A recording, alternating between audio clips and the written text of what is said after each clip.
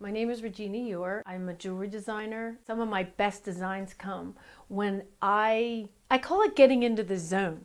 You know, like when I work and I start to pick up my tools, it almost happens on a daily basis. I just let loose because when I can create and when I get into that, I call it the zone, when I just feel like there's no time frame, like, you know, I forget the time of the day and hours go by, and the pieces that come out of that creative process are phenomenal. I just get into such an energy flow that I kind of go with it. And my design element is organic flow. I use a lot of lines that look like trees and textures in the metal that look like, you know, the bark on a tree, or some of the hammering designs I use look like ripples on the water in the rapids. So everything I do has an organic feel to it. So, you know, much like a plant grows, it doesn't plant itself to go, you know, one way or another.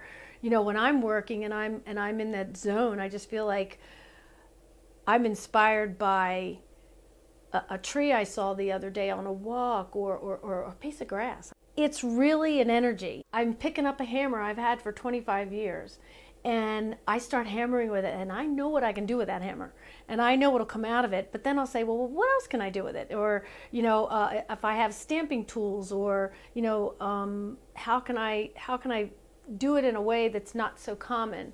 And that's the most exciting part, and the pieces that I make that come out of that process, they sell so easily because the energy that went into it was natural, it was in the moment, it was spontaneous.